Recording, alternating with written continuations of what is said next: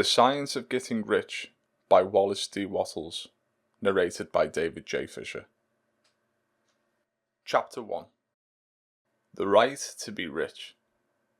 Whatever may be said in praise of poverty, the fact remains that it is not possible to live a really complete or successful life unless one is rich.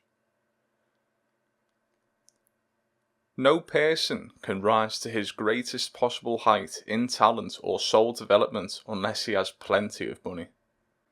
In order to unfold the soul and to develop talent, he must have many things to use, and he cannot have these things unless he has money to buy them with. People develop in mind, soul, and body by making use of these things, and society is so organized that people must have money in order to become the possessor of things. Therefore, the basis of all human advancement must be the science of getting rich. The object of all life is development. Everything that lives has an inalienable right to all the development it is capable of attaining. A person's right to life means his right to have the free and unrestricted use of all the things which may be necessary to his fullest mental, spiritual, and physical unfolding. In other words, his right to be rich. In this book, I shall not speak of riches in a figurative way. To be really rich does not mean to be satisfied or contented with a little. No person ought to be satisfied with a little if he is capable of using and enjoying more. The purpose of nature is the advancement and development of life. Every individual should have all that can contribute to the power, elegance, beauty, and richness of life. The person who owns all he wants for the living of all the life he is capable of living is rich. Nobody can have all he wants without plenty of money. Life has advanced so far and become so complex that even the most ordinary man or woman requires a great amount of wealth in order to live in a manner that even approaches completeness. Every person naturally wants to become all that he is capable of becoming. This desire to realize innate possibilities is inherent in human nature. Success in life is becoming what you want to be. You can become what you want to be only by making use of things, and you can have the free use of things only as you become rich enough to buy them. Therefore, an understanding of the science of getting rich is the most essential of all knowledge. There is nothing wrong in wanting to be rich. The desire for riches is really the desire for a richer, fuller, and more abundant life. And that desire is praiseworthy. The person who does not desire to live more abundantly is uncommon, and the individual who does not desire to have money enough to buy all he wants may not be living to his full potential. There are three motives for which we live. We live for the body, the mind, and the soul.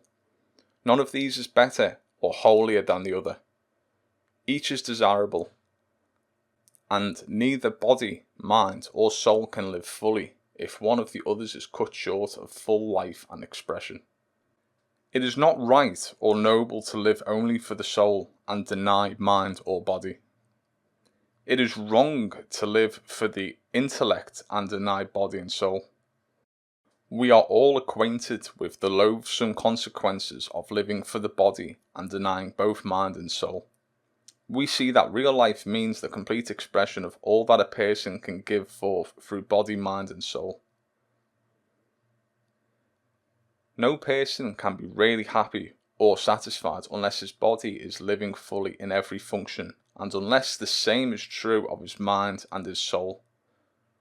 Wherever there is an unexpressed possibility, or an unperformed function, there is an unsatisfied desire.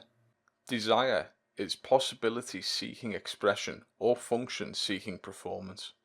A person cannot live fully in body without good food, comfortable clothing, warm shelter, and freedom from excessive toil.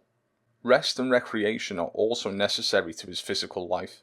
He cannot live fully in mind without books and time to study them, without opportunity for travel and observation, or without intellectual companionship. To live fully in mind, he must have intellectual recreations, and must surround himself with all the objects of art and beauty he is capable of using and appreciating. To live fully in soul, an individual must have love, and the expression of love is often frustrated by poverty. An individual's highest happiness is found in the bestowal of benefits on those he loves. Love finds its most natural and spontaneous expression in giving. The person who has nothing to give cannot fill his place as a husband or father, as a citizen, or as a human being. It is in the use of material things that a person finds full life for his body, develops his mind, and unfolds his soul. It is therefore of supreme importance to be rich. It is perfectly right that you should desire to be rich. If you are a normal man or woman, you cannot help doing so.